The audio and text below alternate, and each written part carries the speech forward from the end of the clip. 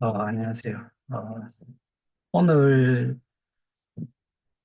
어, 저희, 저희가 제보했던 정무위 쪽에 국감이 8시부터 뭐 재개가 되긴 되는데, 오전 한 10시부터 해서 12시, 그렇게 2시간, 그 다음에 2시부터 6시까지 4시간, 8시에 다시 속개가 되기 때문에, 총 오늘 6시간의 국감이 정무위에서 있었어요. 근데 안타깝게도 저희 내용은 나오지 않았어요. 그것과 관련해서 비서관하고 꽤 많은 내용의 메시지를 주고 받았는데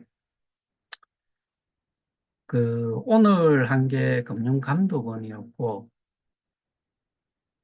그 금융감독원을 기준으로 해가지고 국감이 진행이 되었는데, 민의로, 그러니까 민생과 관련된, 그러니까 저희와 같은 비슷한 류의 제보라든가 이런 것들이 엄청나게 많이 들어왔었겠죠.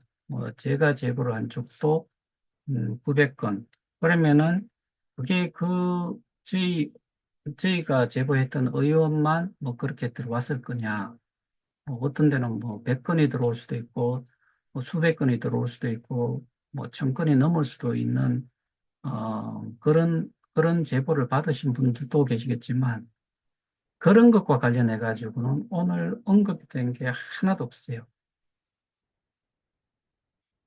아, 이 제가 내용을 쭉 관련되는, 그러니까 국감 질의했던 내용들을 쭉 보면서 거기에서 언급이 되는 피해 금액이라든가 이런 것들이, 그다음에 피해자 수라든가, 그다음에 경우에 따라 가지고 세금이라는 부분이 맞물려 가지고 모든 국민들한테 그 좀 부담이 갈 수 있다는 그런 내용들은 분명히 있어요.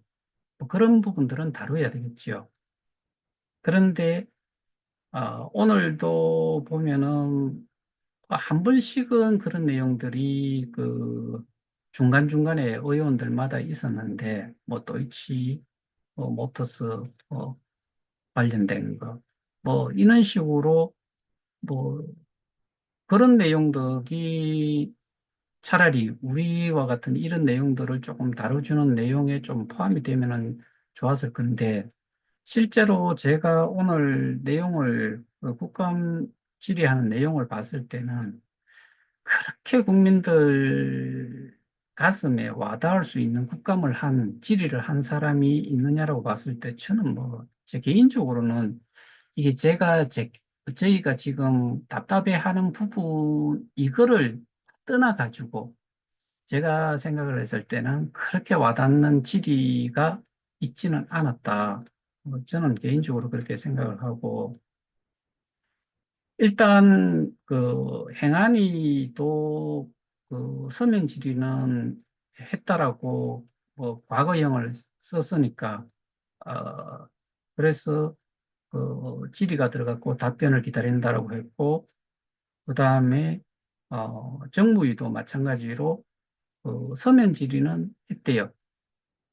그래서 정무위 같은 경우에는 일단 종감 때 그때 한 번 더 그때까지 좀 기다려 보시는 게 안 좋겠습니까? 라고 그렇게 이야기를 들었고, 그러니까 제가 지금 말씀드리는 게 이전에 말씀드렸던 게 제가 제 개인적인 뭐 생각이나 이런 거를 가지고서 말씀을 드릴 수가 없어요.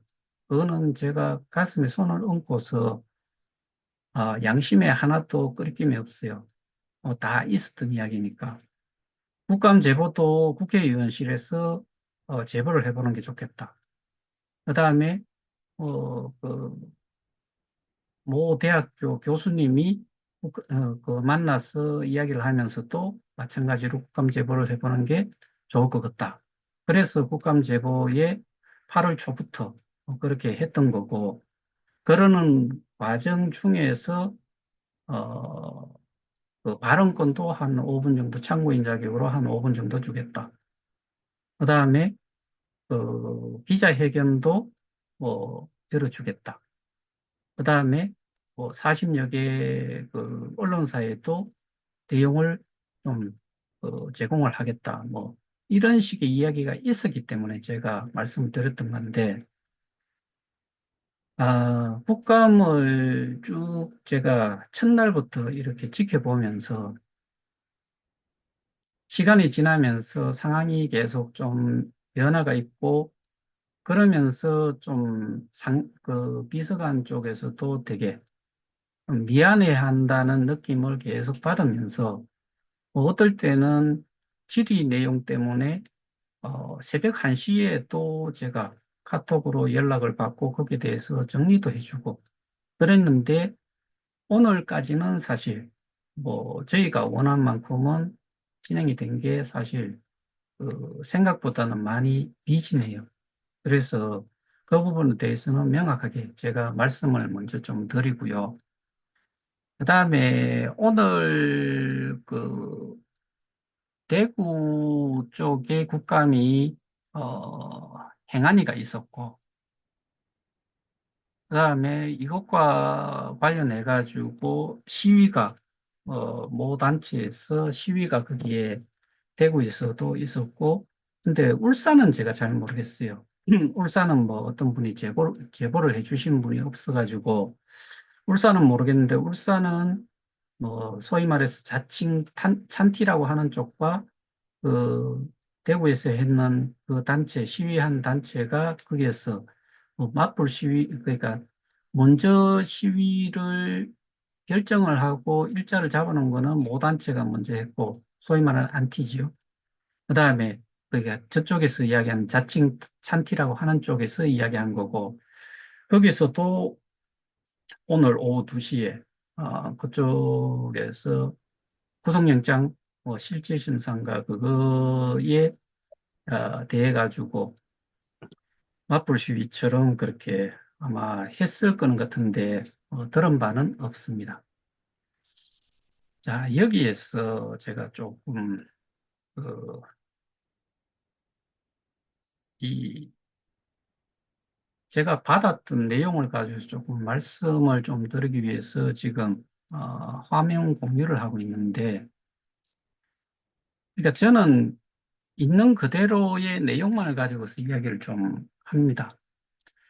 한지욱도 즉시 송환해서 다빈치 코인 진상을 밝혀내야 합니다. 다빈치 코인을 베트남 여성인 리라는 사람이 계속 그 언급을 했는데, 다빈치 코인은 제가 가지고 있는 입출금 내역서에서는 46만 몇천 개밖에 안 돼요. 그리고 리라는 사람이 띄워놓는 이 다빈치 코인이라는 거를 자꾸 언급을 해놨는데, 다빈치 코인은 저희가 다빈치 코인이 예를 들어 가지고 그 비트이더 USDT, KOK 이렇게 지갑에 보유를 할 수 있는 걸로 다빈치가 일시적으로 있었던 것 같아요.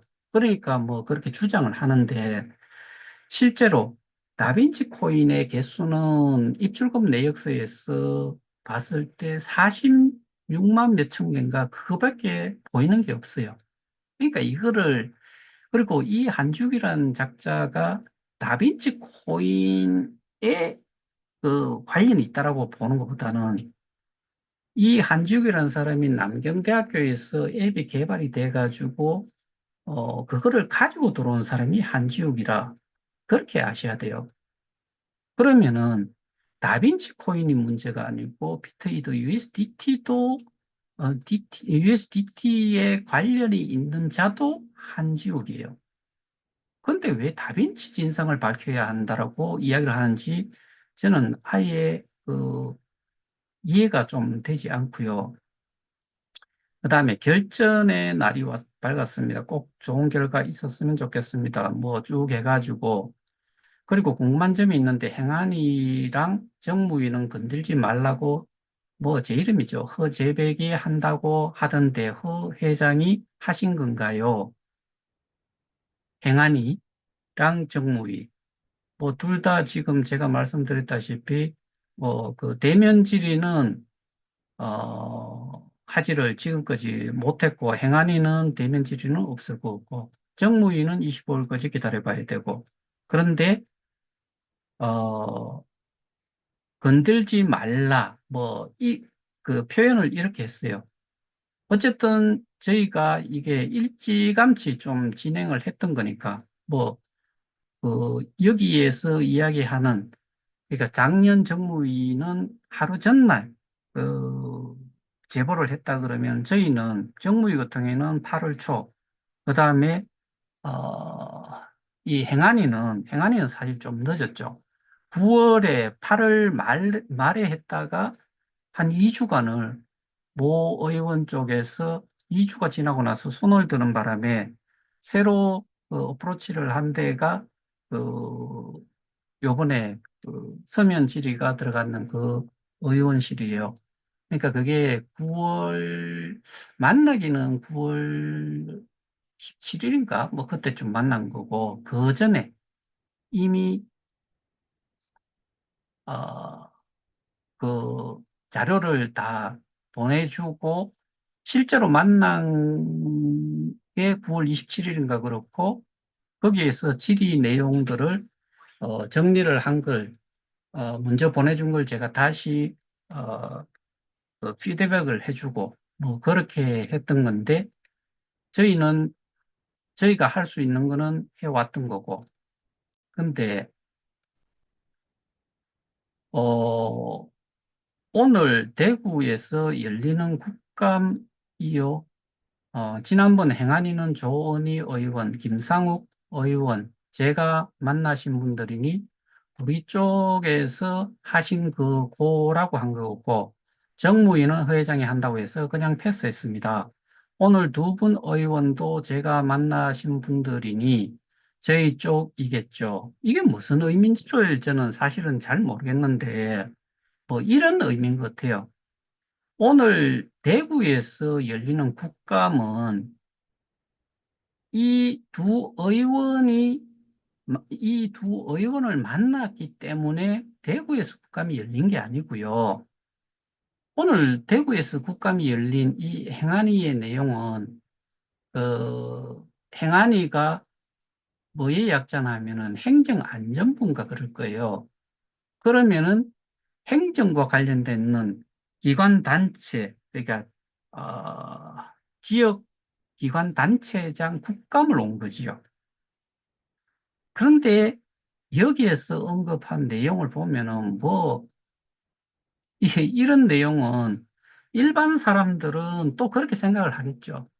뭐 이쪽에서 이런 두 의원을 만나서 그래서 했기 때문에 대구에 열리는 국감이 그 실제로 그 경찰청이나 이런 쪽과 관련된 그런 국감이 아님에도 불구하고 이거를 저희 쪽이겠죠. 뭐 이런 식으로 표현을 하는 것도 좀 있어서 제발 좀 이런 내용이 뭔 의미가 있는지를 모르겠다 싶어서 그래서 이 내용도 한번 제가 보여드린 거, 그 다음에, 어, 이게 오늘 그 대구에서 국감을 하면서 뭐 그 신문을 돌렸다고 하길래 저는 정말 신문인가 싶어서 봤는데 창간 준비호 뭐 2024년 3월 5일 해가지고 이게 그 자체적으로 그 단체에서 발행한 신문과 같은 그런 것 같아요. 그래서 이 내용을 한번 들여다봤어요. 이게 제가 이 내용을 보면서 계속 이거를 이렇게 부르짖고 있을 거 아니에요, 그죠? KOK 플레이, 콕 플레이는 블록체인 기술을 어, 바탕으로 뭐고, 아, 영화, 게임, 웹툰 등 각종 콘텐츠를 콕코인을 통해 소비할 수 있도록 한 디지털 플랫폼이다. 이런 서비스를 해주는 것에 대한 지불 수단으로 사용할 수 있는 게 KOK 코인이 아니고 토큰이지요. 코코인은 정확히 말하면 코인이 아니라 토큰이다. 바로 잡았네요. 일반적으로 말하는 코인은 독립적으로 운영되는 블록체인 플랫폼인 메인넷을 통한 검증을 거쳐 시장이 유통되지만 이런 말이 무슨 내용인지 모르겠어요. 그냥 메인넷에서 기축통화로 사용이 되는 게 코인이다. 그 다음에 토큰은 메인넷으로 성장할 수 있는지 시험하는 테스트넷에서의 지불수단. 테스트넷의 지불수단이래요. 아니에요. 소위 말하는 메인넷의 메인넷에서 운영되는 그 운영 기반을 이용해서 쓰는 게 토큰이지요. 그게 이제 디앱이라고 하고 그 디앱에서 나오는 게 토큰인데 지불수단으로서 그리고 어, 기, 기축 통화로서 그런데 뭐 이게 테스트넷에서의 지불수단이다. 이 말도 안 되는 소리예요. 그다음에 코플레이는 몇몇 거대 플랫폼의 독점으로 왜곡된 콘텐츠 시장에 문제의식을 갖고 페어, 나눔, 쉐어의 가치를 실현하는 블록체인을 통한 디지털 콘텐츠 유통 플랫폼을 표방하며 유통 플랫폼? 그럼 플랫폼이면 플랫폼이고 어, 디지털 콘텐츠 서비스를 하는 플랫폼이다라고 해야 되는 거죠. 뭐 이런 등 한류 열풍의 중심이 된 풍부하고 다양한 K 콘텐츠를 보유하고 있다고 홍보하였다.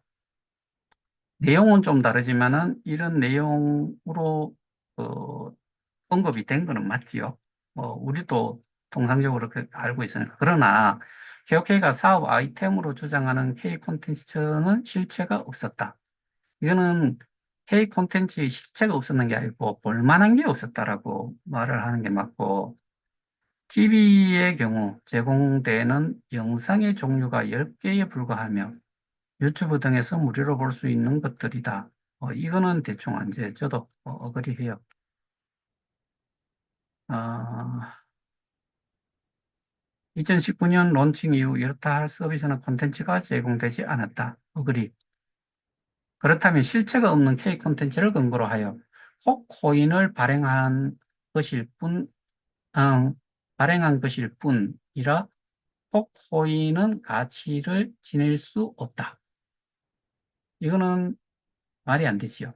그리고 아까 여기에서 KOK 토큰이라고 분명히 정정을 하고서 왜 KOK 코인이라고 계속 이야기하는지는 모르겠고, 어, 가치를 지닐 수 없다. K 콘텐츠를 근거로 하여 코인을 발행한 것일 뿐, K 콘텐츠를 근거로 해서 여기에서 이야기하는 코인이라고 표현한 게 KOK 토큰인데, 토큰을 발행한 것이 K 콘텐츠를 근거로 해서 한 게 아니고요. D앱이나 모든 D앱들은 우리가 토큰이라고 하는 것들은 모든 D앱에서 어, 발행이 되는 거예요. 발행을 안 해도 무방해요. 네, 내용 자체를 제가 보기에는 전혀 이해가 안 되는가 봐요. 그럼에도 불구하고 KOK 모집책들은 코코인을 구매해 그럼에도 불구하고 KOK 모집책들은 코코인을 구매해 플랫폼에 스테이킹하면 예치금에 따라 매월 최저 4%에서 최대 20%의 이자를 제공한다고 홍보하면서 투자자를 모았다. 이 부분은 제가 뭐 이 모집책들이라고 하는 게 여러분들일 수도 있고 저도 그럴 수 있고 뭐 최상위라고 하는 그런 그 모집책 뭐 여기서는 최상위라고 뭐 그런 최상위 모집책, 중간 모집책 뭐 그런 이야기를 하는데 정말 뭐 20%까지 있었는지는 저는 모르겠고, 제가 지금 알고 있는 거는 3.8%에서 한 12%까지 뭐 그 정도는 있었다라고, 뭐 알고는 있고, 처음부터 수익이 날 수 없는 구조였기 때문에 뒤에 들어온 KOK 투자자들의 예치금을 가지고 이전에 투자자들에게 수입이랍시고 돌려주고 있는 것이다.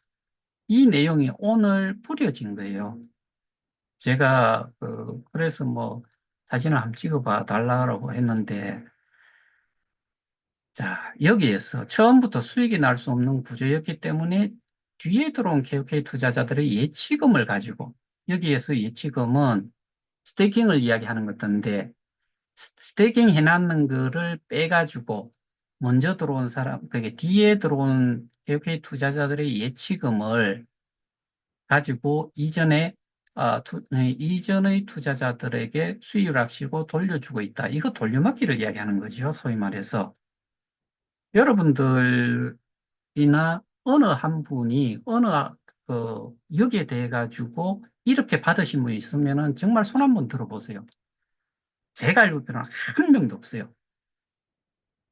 이거는 스테이킹을 해놓고 먼저 한 사람이 있고, 그러면 그 사람은 또 소개를 뒤에 한 사람들에 대한 후원 수익을 받는 거고, 그 후원 수익을 뒤에 들어온 사람들이 예치를 한 거를 가지고서 우리가 받은 적이 한 번도 없어요.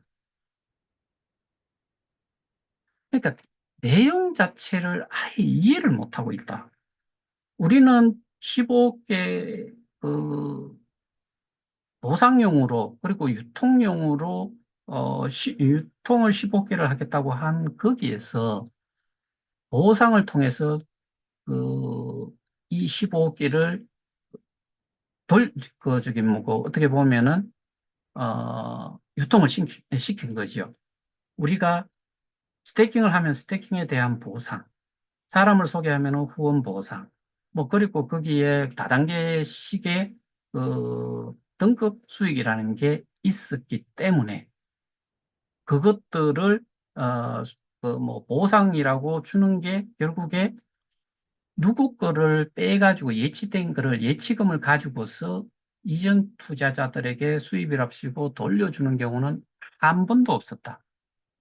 모든 것들은 15개에서 50개 중 15개를 이렇게 보상용으로 지급을 했지, 개개인한테. 먼저 들어온 사람들도 똑같은 15억에서 그 날짜 기준으로 해갖고 사람을 소개를 하더라도 그 날짜 기준으로 해서 보상용에서 나온 거고 그걸 받았지. 그 뒤에 들어온 사람이 예치금을 가지고서 돌려준 적은 한 번도 없다. 그러니까 저는 나중에 가서 뒤집힐 게 이런 것들이라는 이야기지요. K 콘텐츠로 인한 수익이 없다시피 한 디지털 콘텐츠 플랫폼이기 때문에 이러한 돌려막기 구조가 당연할 수밖에 없다. 절대로 당연하지도 않고 한 번도 그렇게 한 적이 없어요. 저는 이거 뭐 누구를 두둔을 하고 이런 것도 아니고요. 나중에 가서 다 뒤피지 말라고 제가 설명을 드리는 거예요. 말도 안 되는 소리를 지금 하고 있는 거예요. 이걸 가지고서 제가 잘못했다라고 이야기를 하고 싶으면 실제로 그렇게 해본 적이 있으면은 직접 뭐고 이 이력이라든가 그런 거를 한번 보여주세요. 어느 하나라도 있는지. 모집책들은 한술 더 떠서 메인넷이 뭐야 왕성해 아, 잘 모르겠고요. 메인넷이 완성되면 지금 3달러짜리 KOK가 KOK 가치는 100달러까지도 갈 수 있다. 하루라도 빨리 더 많이 토큰을 모아야 한다고 하면서 투자자를 모집하였다. 이렇게 이야기한 사람들은 분명히 좀, 뭐, 문제가 분명히 있다라고 봐야 되겠죠. 요거는 누구를 겨냥해서 한 이야기인 것 같은데, 그리고 실제로 이렇게 말도 안 되는 소리를 한 사람들도 있을 거예요. 그리고 여기서 아까 넘어갔던 부분에 수익이 나고 안 나고에 우리는 상관이 없어요. 보상받는 게 수익금을 가지고서 우리한테 돌려주겠다는 그런 식의 이 보상 구조가 절대로 아니었다. 도대체 이런 내용들은 어디에서 듣고서 어떤 사람이 이렇게 이야기를 했길래 이런 건지 모르겠는데 비슷한 이야기를 뭐 그 유튜브에 많이 나온 사람이 한 그는 봤어요. 근데 그거를 보상을 우리가 지금까지 받아오면서 본 게 뭐가 있느냐? 그 그렇게 유튜브에서 설명을 한 작자도 지가 거기에서 그 수익이 난 거에서 받으면은 한 개도 못 받지요. 근데 지도 설명을 그렇게 해요. 15억 개 보상용에서 그 15억 개 그 유통이 되는 거를 보상용으로 정해 놓은 거에서 나온다라고 이야기를 해요. 근데 뭐 수익이 나고 안 나고 있다는 말을 계속 좀 찌끄렸기 때문에 이런 말이 이 사람들한테는 그렇게 비쳤는가 봐요. 우리는 절대로 수익을 내 가지고 그거를 가지고서 보상용으로 받은 적 한 번도 없어요. 그리고 그렇게 설명을 들은 적도 없고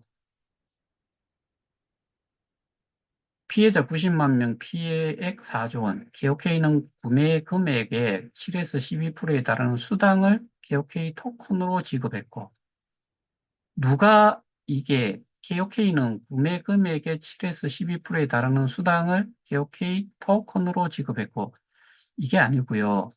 KOK를 매수를 해가지고 그러니까 여기 말처럼 비슷한데 어, 그거를 우리는 스테이킹이라는 명목으로 넣지요. 고정을 하지요.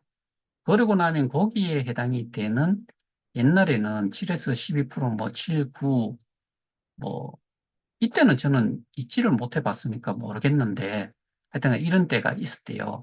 여기서는 아까 20%까지 했는데 7에서 12%를 또 뭐 그렇게 바뀌었네요. 어쨌든 어, 7에서 12%에 달하는 수당을 KOK 토큰으로 지급했고 누가 보상용에서 그냥 토큰 지급을 한 거예요. 보상용에서 이런 수당이 아니고 뭐 수당이라고 여기서는 뭐 우리가 통상적으로 다단계에서 또는 일반 그 전통 사업에서 이야기하는 그런 수당을 의미를 하는데 뭐 보상이라는 개념으로 우리는 리워드라는 용어를 쓰지요.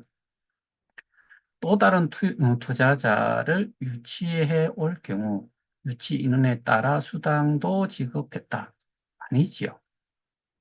유치 인원에 따라서 수당이 지급이 된 게 아니고요. 유치한 인원의 그 각각의 그 스테이킹 금액에, 스테이킹 한 양에 따라 가지고 그 보상이 주어졌죠. 이게 후원 수익이죠. 이것도 말이 안 되죠. 다단계와 똑같은 수법으로 피해자를 양성하였다. 이 부분은 지금 상황으로는 뭐 이 이야기를 할 수 있는데 실제로 이게 어, 이렇게 따져가지고는 이런 다단계 구조가 아닌 게 도대체 몇 가지가 될까? 그 부분은 저도 생각을 좀 해보게 돼요.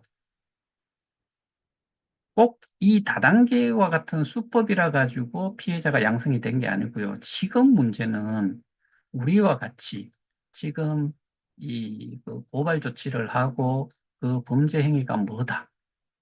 이런 거에 해당이 되는 것 때문에 피해자가 양성이 된 거예요. 그리고 KOK는 가격 하락 없이 원금을 보장한다고 하면서 많은 피해자를 유인하였다. 저는 이 부분에 대해 가지고는 100% 이거는 틀렸다. 이렇게 이야기한 사람은 소수가 분명히 있었을 거다. 이거를 지금 주장을 하는 게 제가 생각할 때 지금 이쪽 싸움을 하는 소위 말해서 그 이렇게 주장을 한다는 것 자체가 그 사람들도 그렇게 주장을 했을 거다라고밖에 저는 이해가 안 돼요. 이게 원금 보장이라는 말을 저는 할 수 없었고 원금 보장에 가깝도록 원금 보장이 아니고 원금 손실을 최소화할 수 있는 플랫폼 가격이라는 게 있었기 때문에 원금 손실이 들어갈 때는 이득을 보고 나올 때는 조금 손해를 보는데 결과적으로는 가치가 올라가고 하다 보면은 우리가 보상을 받은 것도 있고 하니까 수익을 가질 수 있다라고 저는 지금까지 표현을 해왔지. 이렇게 이야기를 철석같이 이렇게 믿고 있다는 거는 이 사람들도 다른 사람이 소개를 뭐 고소를 한 사람이 그렇게 했다라고 하는 거를 이 사람들도 그렇게 했다라고 분명히 전달을 하지 않은 이상은 이렇게 확신을 할 수가 없어요. 그리고 실제로 원금 보장이라는 내용은 쓰지 말아라고 원금 보장이라는 단어를 쓰지 말라고 홍보 가이드라인 외에는 본 적이 없어요. 그러면은 누가 원금 보장이라는 용어를 쓰느냐를 추적을 해 가야죠. 그 출처를 찾고 그렇게 이야기를 한 사람은 반드시 이것이 결국에 그쪽에서 이야기하는 사기에 해당은 될 수 있을 것 같아요. 근데 원금이 개수로 들어가는 거를 개수로 지금 돌려준다고 하면 그건 또 어떻게 빠져나갈 건지 그거를 어떻게 지금 계속 그 사기라는 거를 유지를 해갈 수 있는지는 뭐 그쪽의 몫이죠. 제가 이게 돼가지고 막판에 뒤집힐 수 있다는 우려를 계속 표현을 하는 이유가 이런 것 때문이에요. 이렇게 투자자가 늘면서 개당 0.1달러도 안 하던 KOK 토큰은 2022년 초 해외 거래소에서 개당 7달러의 거래될 정도로 가격이 상승했다. 하지만 24년 현재 토큰의 가격은 0.1달러 수준이다. 지금은 0.001달러도 안 돼요. 소수점이 한 개 더 내려갔죠. 실제로는 두 개가 내려갔어요. 뭐 제가 보기에는 평균적으로 0.0006달러 정도. 무섭게 치솟다 결국 급락한 개혁의 토큰으로 인해 피해자는 무려 90만 명, 피해액은 무려 4조 원이다. 가정이 파탄한 피해자들이 속출하고 심지어 실효에 빠져 사망한 피해자도 나왔다. 음, 개혁회에 등장하는 정치인들, 9월 30일 창립 행사에 노웅래 김선동 의원이 참석하였는데 4차 산업혁명 포럼도 행사에 이름을 올렸다. 공기업도 아닌 민간기업의 행사에 국회가 이름을 올린 것이다. 국회가 아니고 국회의원이죠. 그죠? 모집책들은 노웅래 의원과 김선동 의원이 축하하는 동영상을 보여주면서 국내외 정재계, 영상을 보여줬어요. 뭐 영상, 이 국회의원은 사실은 어떠한 곳이든 사람이 모인다면은 가서 어, 얼굴을 알려야지요. 모르겠습니다. 이거는 저는 아, 뭐 국회의원들도 어, 뭘 알고서 했을까 싶기도 하고 어쨌든 이거는 저도 잘 모르겠고 이건 다 빼고 해외로 뻗어가는 사기 행각. KOK는 한국을 넘어 일본과 동남아는 물론 러시아와 미국까지 마술을 뻗쳤다. 베트남에 사는 한인 친구를 통해 KOK 모집책 업모 씨를 만나 KOK에 투자하게 된 리타 씨는 이자 수익과 회사의 발전 가능성을 믿고 주변 친구들과 지인들에게 투자를 권유했다. 호치민에 파악된 KO, KOK 관련 피해자는 50여 명. 피해액은 약 하나로 9억일 것 같아요. 9억 원이 넘는다고 한다. 미국 LA는 한인 사회를 중심으로 KOK 열풍 불었다. 젊은 시절 미국으로 이민 가서 힘들게 돈을 힘들게 번 이런 거겠네요. 돈을 기업계 사기로 날린 교민들의 피해는 막심하다. 늦장 수사. KOK 마케팅 대표 송가병, 미디움 대표 김판정을 주범으로 보고 있다. 송가병 KOK 투자 유치를 위하여 전면에 나서 투자 설명 강연을 하였고 미국을 돌아다니면서 강연을 하였다겠죠.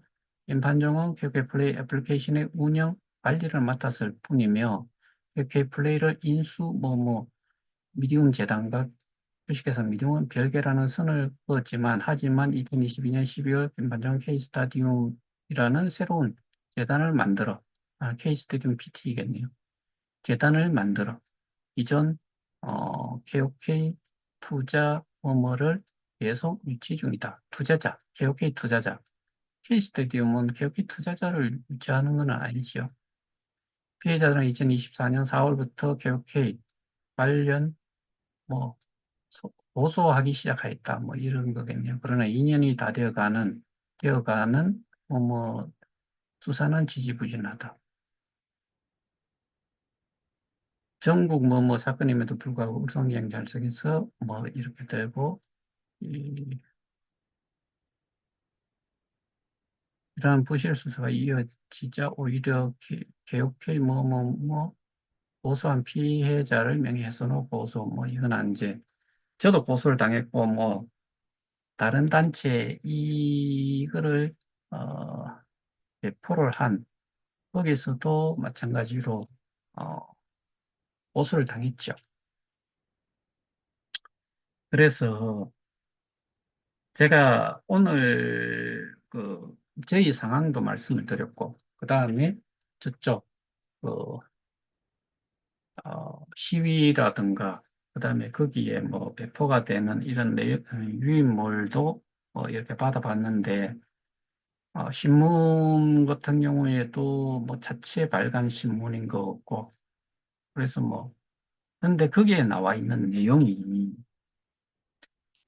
여러분들은 오늘 제 설명을 들으시고 얼만큼 어떻게 이해를 하셨는지가 사실 궁금해요. 그렇게 알고 특히나 원금 보장이라는 거를 그렇게 뭐 강조를 하는데 그러면은 자기들도 어, 원금 보장이라는 거를 설명을 하고 다녔을 거다. 그러면 누군가가 이전에 저희 오픈 방에 띄워놨는 내용처럼 뭐 칠성육성이 그 사기꾼이면은 삼성, 사성도 사기꾼이겠네요라고 한 부분과 저는 뭐 맥을 같이 한다. 그렇게 원금 보장이 된다라고 이야기를 했으면은 여러분들 중에서 피해자분들 중에서 원금 보장이 된다라고 이야기하는 것을 기록물로 가지고 있으신 분들은 그걸 가지고서 뭐 고소하세요. 뭐 저 사람들이 이야기하는 대로라고 그러면은 뭐 받을 수 있는 길은 거기밖에 없지요. 제가 얼마 전에 어떤 분이 아, 원금을 보장을 해주겠다라고 각서를 쓰신 분이 있어요. 그것 때문에 그 사람은 빠져나갈 수가 없었어요. 그와 같이 명확한 원금을 보장을 해주겠다는 내용이 있으면은 그분한테 소개를 한 사람한테 받으실 수가 있을 거예요. 그런데 원금 보장이라는 그 자체는 소위 말해서 소개를 하는 사람들 보상 체계상으로 그 레벨에 있었던 사람들이 이야기한 내용을 그 다음 레벨에 있는 사람들이 받아서 쓰고 했으면은 줄줄이 사탕으로 다 걸면 돼요. 근데 저는 이 글을 쓴 쪽도 그렇지 않고서야 어떻게 원금 보장이라는 내용을 이렇게 확신을 가지고 있느냐. 근데 그 뭐 어떤 사람은 2020년부터 한 사람도 있고 어떤 사람은 그 소위 말하는 공인중개사 복덕방에 뭐 친구 만나러 가가지고 그렇게 넣었다라고 이야기하는 사람도 있는데 원금 보장이 된다라고 이야기했다 그러면 그 사람을 상대로 해야죠. 나머지는 원금 보장이라고 이야기하는 거 저는 병신 아닌다 하면은 원금 보장이라고 이야기를 해놔놓고 이런 짓을 할 놈은 하나도 없다. 그거는 잘 모르고 뭐 좋을 때니까 누가 그렇게 이야기를 하니까 그렇게 따라갔다. 그러면은 그거는 원금 보장에 대해 가지고 원금 보장이라는 말을 쓴 사람들을 붙잡고 뭐 걸어야죠. 그거는 저는 뭐 사기가 될 수 있다 보는 거죠. 근데 아까처럼 어, 그 먼저 한 사람들이 훅 뒤에 들어온 사람들의 예치금을 빼가지고 우리가 수익을, 뭐 수당을 챙겨가거나 뭐 이랬다는 표현 자체가 정말 웃기는 이야기 아니에요?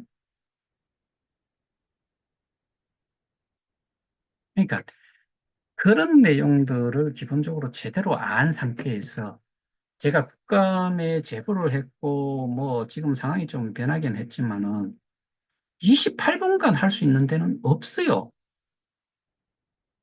조선일보 그거 하나 가지고도 28분간을 할 수 있었어요. 작년에는. 하루 전날 국감에 제보를 했는데도 됐잖아요. 그러면은 그 좋은 기회를 이런 식의 내용으로 이야기를 하고 이런 식으로 끌고 가가지고 나중에 뒤집히 풀면은 지금 한데 다 그런 내용으로 뿌려놨기 때문에 제가 주워 담는데도 힘들고 국감 제보를 하고 나서도 그거 팩트에 대한 부분 그거를 다시 설명을 한 부분에도 저는 시간을 많이 보냈어요.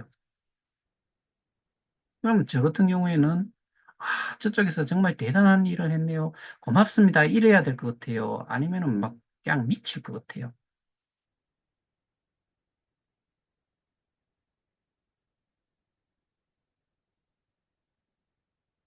그러니까 한쪽에서는 룰루랄라 할 수도 있을 것 같아요.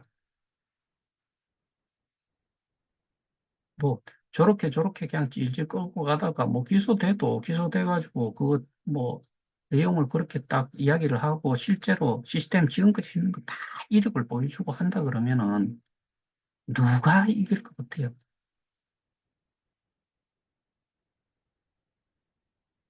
그리고 그 민사소송으로 되는 사건 번호를 제가 안다 그러면은 뭐 판결문을 좀 볼 수도 있을 건데 사건 번호도 모르겠어 갖고 그리고 제가 거기에 대해 가지고 좀 생각을 해보고 다른 분들하고 이제 이야기를 좀 해봤는데 그 미디움이라는 회사를 상대로 해가지고 어떻게 민사를 걸었으며 그 배상 금액이 도대체 얼마일까? 근데 분명한 거는 1심으로 끝나지는 않을 거다. 거기에서 어, 민사로 어떻게 갔을까? 바로. 근데 거기 표현으로는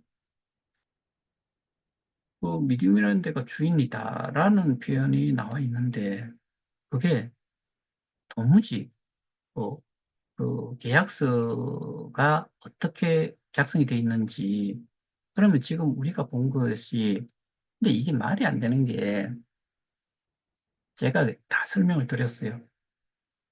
주인이 되기 위해서는 그러면 예를 들어서 2021년 4월경을 기준으로 봤을 때 그게 지금 그 당시에 0.1달러는 넘었을 거 아니에요?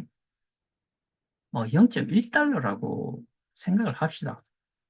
뭐 50억 개 곱하기 0.1이면 5억 달러예요. 5억 달러면은 그 당시 환율로 해도 한 6천억 정도가 돼요. 근데 그 인수를 했다는 주식회사 미디움의 그 매출을 보면은 제가 뭐 그냥 뭐 지금은 외우다시피 해요. 2018년도에 설립이 되고 2019년도에 제로예요. 2020년도에 3,840만 원이에요. 매출액이.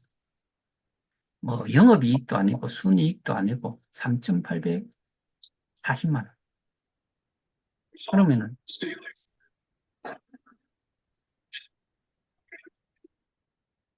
그 당시에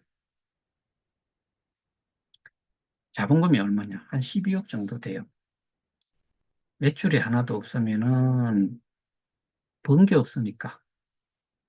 직원들 월급 주고 거기 뭐 건물 뭐 자가인지 그건 모르겠는데 그러면 그 회사는 넘어가야지요.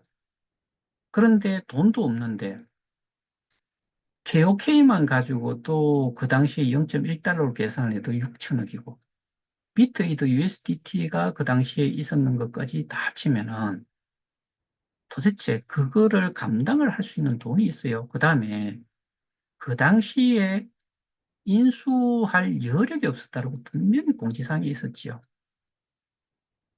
그러면은 설령 계약을 했다 손 치더라도 12억짜리가 6천억, 그것도 뭐 사업을 하는 것도 아니고 그냥 토큰의 가치가 KOK 같은 경우에는 0.1달러, 0.5달러 뭐 이렇게 됐을 때 비트, 이더, USDT는 스테이블 코인이고 나머지 이렇게 했을 때 그것만 해도 몇 천억이 그때 될 수도 있어요.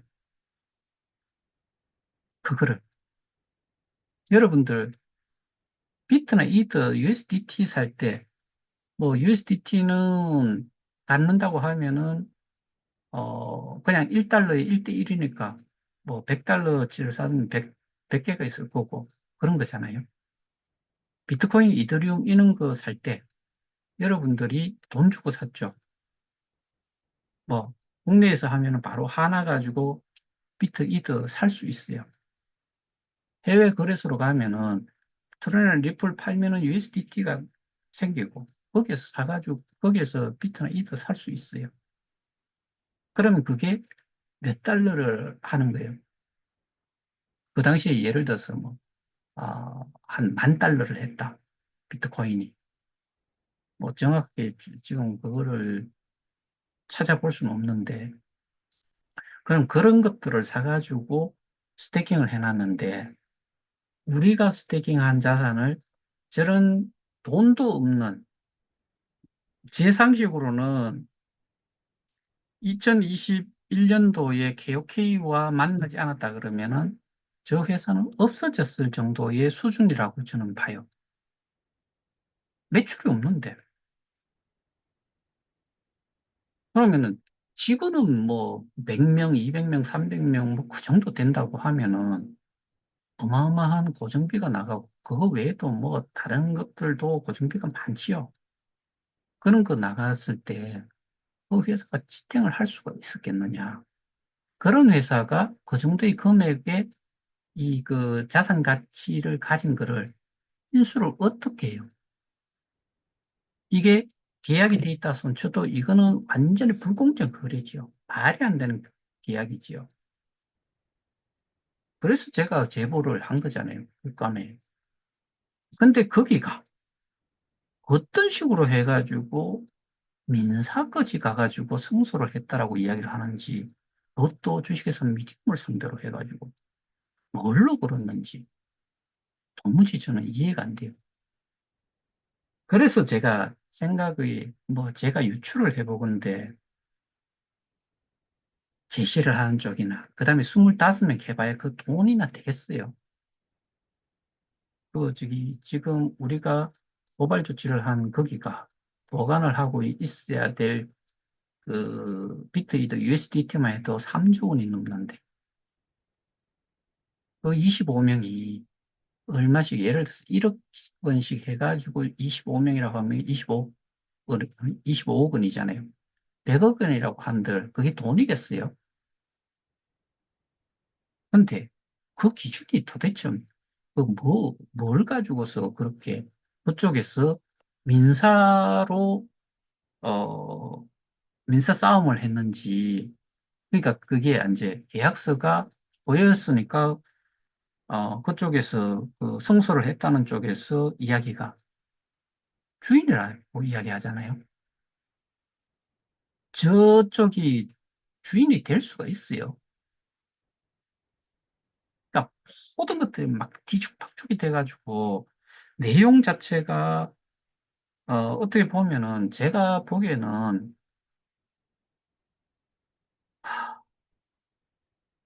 제대로 뭔가를 아, 알고 있는 사람이 없다는 뭐 그 일종의 결론이 제 개인적으로는 그렇게 내려져요. 우리가 지금까지 본 게 제가 제시를 한 게 분명히 말씀드렸다시피 2021년 그러니까 2019년 11월 6일이 쉐실 공화국의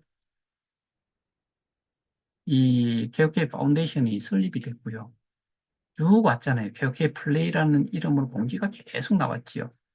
그러다가 플랫폼 구축 또는 플랫폼 운영 인수 뭐 이런 이야기가 나온 게 이제 미디움 파운데이션 주식회사 미디움 뭐 이런 거예요. 근데 플랫폼 구축이라는 거는 여러분한테 간 적 없어요. 저한테 개인적으로 거기에 대표이사가 저한테 메시지를 보내고 뭐 수천억의 손실을 당신으로 인해 가지고 생길 수 있어서 민형사적으로 대응을 할 수도 있다. 이런 협박성 메시지를 저한테 줬어요. 거기에 보면은 플랫폼 구축에 대한, 개혁의 플레이 플랫폼 구축에 대한 용역 계약이라고 분명히 쓰여 있는 거 제가 보여드렸잖아요. 그리고 그게 6월 말부로 끝났다. 그리고 한 일이 개발 유지 보수, 그만 했다라고 이야기하잖아요. 근데 21년 4월, 그러니까 2019년 11월 6일에 설립이 돼가 쭉 오던 게 2021년 4월 15일에 두 개의 조선일보와, 지금 그 중앙일보와 일보에서 뭐 미디움 파운데이션의 이름으로 이게 그 플랫폼 운영권 인수를 했다고 이야기했잖아요. 그 다음에 4월 15일이 거기 나왔는데 5월 7일에 뭐라고 돼 있어요? 미디움 파운데이션으로부터 주식회사 미디움이 운영 인수권을 인수를 했대요. 자, 여기에서 미디움 파운데이션은 페이퍼 컴퍼니예요. 사람 한 번도 나타난 적이 없어요. 그런데 불과 한 3주 후에 그 인수권을 미디움에 팔았다는 거지요. 계약을 했다는 이야기는. 그러면 이 아무것도 없는 여기에 계약을 한 것도 웃기는 일인데, 근데 더 웃기는 거는 5월 7일에 그렇게 넘겼다고 하면 이제 주식회사 미디움의 이름으로 계속 나와야죠. 공지사항에. 기업계 플레이로 나오다가 미디움 LTD로 나와요. 미디움 LTD가 누구냐? 미디움 파운데이션이에요. 갈로 해가지고 미디움 파운데이션을 적어놨잖아요. 주식회사 미디움은 정식 영어 명칭은 미디움 인코퍼레이션 INC로 돼 있어요. 그렇게 돼 있잖아요. 그러면은 공지사항에 공지가 되는 것들도 미디움 INC가 나와야죠. 근데 미디움 LTD로 계속 나와요. 리미티드. 쭉 가다가 메타 M으로 한번 바뀌어요. 미디움 LTD가 메타 M LTD로 바뀌어요. 가다가 K 스테디움 팀이라고 바뀌어요. 공지자가. 또 조금 가다 보면은 K 스테디움 PT라고 바뀌어요. 근데 2022년 5월 16일인가 뭐 그쪽 공지에서 공지사항상에는 주식회사 미디움이 또 그, 1년 전쯤에 이 플랫폼 운영권을 인수했다라고 이야기를 하는데 2022년 그해 12월 14일 미디움 입장문이라는 데 가면은 자기들은 K 스테디움 그 메인넷을 개발, 유지, 보수하는 것만 일을 했다라고 이야기해요. 이와 같이 말도 안 되는 이런 그 내용들이 절비하게 있음에도 불구하고 그러면은 KOK 파운데이션이라고 지금 이름이 계속 작년 10월 27일인가 그 이후로는 이제 작년 2023년 6월인가 7월 이후부터는 그런 것들이 다 사라져요. 뭐만 나오느냐? KOK 파운데이션만 나와요. 대부분. KOK 파운데이션에 누가 있느냐? 그 토마스 프레이가 있죠. 토마스 프레이가 한국에 있어요. 그리고 그 관리를 해요. 누가 한국어를 써요? 거기 사무총장이 있어요. 한국 사람 없어요. 한글로 나와요. 누가 지금도 하고 있어요? 똑같은 작자들이 하고 있어요. 이 모든 것들이 그냥 하나로 다 집약이 되고 계약 관계도 웃기다는 것도 여기서 다 밝혀졌고요. 그다음에 제가 스테이킹 되는 절차도 다 설명을 했잖아요. 그런 거 다 따지면은 누가 모든 자산들을 가지고 있느냐. 그리고 제가 가지고 있는 입출금 내역서, 경찰에 제출이 된 거, 이거는 누구한테서 나왔느냐? 거기 부사장한테서 나왔어요. 그리고 KOK 5인 뭐 리더십 뭐 방 해가지고 거기에 그 미디움의 직원 3명, 그게 뭐, 이름 대줄게요. 임판종, 김대우, 박윤성, 그 다음에 KOK 파운데이션 재단의 최영규, 강형규, 사무총장, 이렇게 5명이 있는 거예요. 그 내용이 다 이야기가 있어요. 그리고 실제로 그 입출금 내역서를 이 재단 이사장은 저것조차도 못했어요. 그 데이터베이스 접근 권한도 없었어요. 계정을 알려달라 그래가지고 계정 알려주고 일시적으로 접근을 해서 그거 다 받아 나온 거잖아요. 자, 그러면은 이런 모든 것들을 봤을 때 지금 KOK의 가치가 지금 떨어졌기 때문에 우리는 지금 뒤질 맛이잖아요. 왜 가격이 떨어졌고 플랫폼 가격이 조정이 되지 않고 뭐 이런 것들을 저희는 배임 행위로 지금 고소도 못하고 고발로 한 이유가 우리가 재단과의 직접적인 관계였으면은 고소를 하면 좋은데 재단이 아니잖아요. 재단을 전복도 아니고 뭐 그냥 뭐 위에 그냥 깔고 앉아 있는 거잖아요. 어느 집단이. 그래서 우리는 고발을 했고 거기가 우리 스테이킹 지가 소위 말하는 주소지요. 주소를 스테이킹 비트위드 USDT 뭐 그 KOK 이것들이 우리가 그 지갑 주소를 일일이 출금 주소를 넣지 않고 스테이킹을 했잖아요. 그건 누가 만들어 놓은 앱 그 프로그램에 준해 가지고 했을 때 되느냐? 주식회사 믿음이잖아요.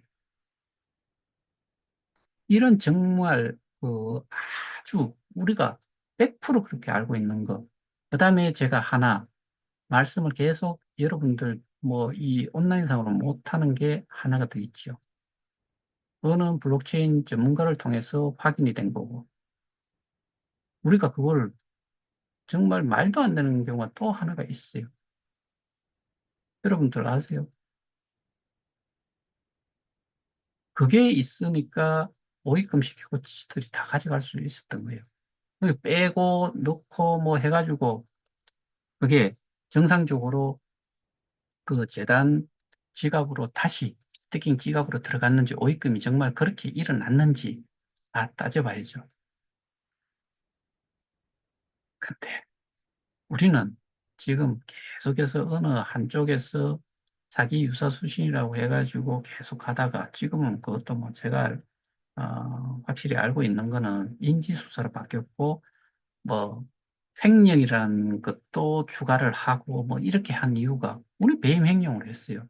근데 횡령은 그 현금이 아닌 경우 이런 가상자산의 경우는 횡령으로 그 범죄가 성립이 안 된대요. 그래서 배임으로 간 거죠. 근데 저쪽에서 횡령을 이야기를 하잖아요. 왜? 인지수사로 전환은 됐고 그러면서 횡령이라는 제목을 추가로 지금 쓰고 있어요. 아까 보셨잖아요. 사기 유사수신. 거기 뭐 지금 돌려막기는 폰지지요. 유사수신도 아니고. 유사수신은 불특정 다수한테 뭔가 뭐 투자금을 받거나 뭐 뭔가를 판매를 해서 받거나 뭐 이런 거잖아요. 근데 그것도 뭐 아까 내용은 폰지를 이야기하는 거죠. 앞 사람이 뒤에 들어오는 사람 그 수익을 일부를 챙기는 거. 이게 앞에 하는 놈만 좋은 거죠. 뒤에 하는 놈들은 무조건 하고 손해를 보는 구조. 이거 폰지죠. 소위 말해서 돌려막기. 내용상으로는 폰지잖아요. 아까 그걸 보면. 그런 거 봤어요? 우리가 언제 돌려막기 해가지고 한 적이 있어요? 없어요, 우리는. 그러니까 저는 정말 미치고 팔짝 뛸, 뭐 그런 심정이에요. 아까 뭐, 대구, 뭐, 그 행안위, 국감이, 뭐, 자기들 거니, 뭐, 자기들이 해서 뭘 했다는 식으로, 뭐, 이런 말 자체가 정말 유치한 거를 넘어가지고 뭐라고 생각을 해야 되나 하면은 말이 안 되는 소리잖아요. 의원 2명 만났다고 대구에서 국감을 해요?